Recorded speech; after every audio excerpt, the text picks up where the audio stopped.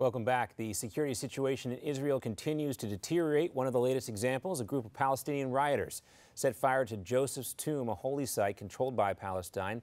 There continues to be concerns also of a third Intifada, or an uprising in the Holy Land. And if that happens, our next guest says the Intifada will be Instagrammed. Joining us right now is the Daily Beast's Michaelson, who is writing about how social media has already inflamed the latest Israel-Palestine conflict. Jay, a pleasure to talk to you. Thanks for having me. All right, so you point out that imagery has always been central to the past two intifadas, but how is the prevalence of social media today, especially all the social media platforms in that region, how are they contributing to this rapid escalation of violence? Well, we've already seen just in the last few weeks where there's been a tragic uptick in the violence, that mobile recording technology and social media has already inflamed passions. And what's also new, I think, in this wave of violence is that now those kinds of videos are circulating on both sides. On the Israeli side, there used to be kind of a taboo against showing the victims of terror, but now that's no longer the case. Even if it were the case for the government, independent sources are already putting these videos online. So now you have dueling images on both sides. Well, talk to us about the electronic intifada.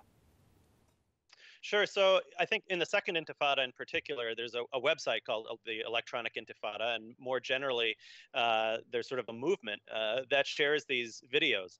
I think on both sides, of course, there's, it's such a complicated situation, but on the Palestinian side, the optics are often much better, right? So for a Western audience in particular, but also through Al Jazeera to the Middle East as well, just the images of one or two young protesters throwing rocks at soldiers in tanks, that's a very compelling image. Once again, that doesn't include the context of what actually is happening, or what's really going on.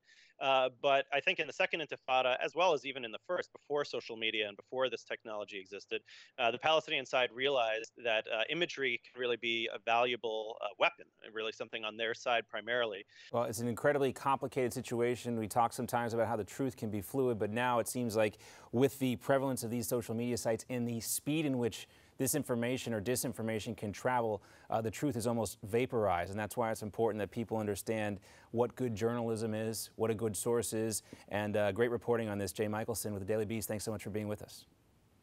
Thank you.